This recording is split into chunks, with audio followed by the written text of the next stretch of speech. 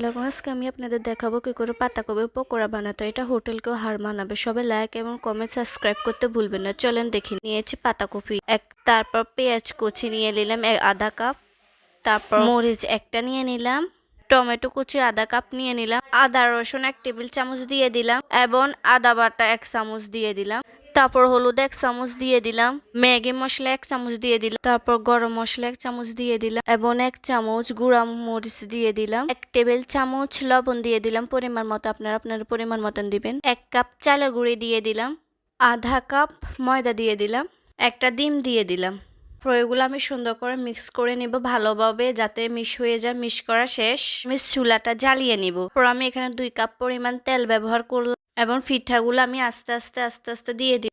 সবাই আমাকে like comment subscribe করতে ভুলবেন না এরকম ভিডিও পাওয়ার জন্য। কষ্ট করে ভিডিও বানাই, সবাই লাইক কমেন্ট শেয়ার করতে ভুলবেন না। দেওয়া শেষ। 5 মিনিট পর আমি এগুলো আবার উল্টিয়ে দিব। আবার 5 মিনিট পর আমি অন্যগুলো উল্টিয়ে দিব যাতে পুড়ে না যায়। আমার এগুলো হয়ে গিয়েছে দেখুন।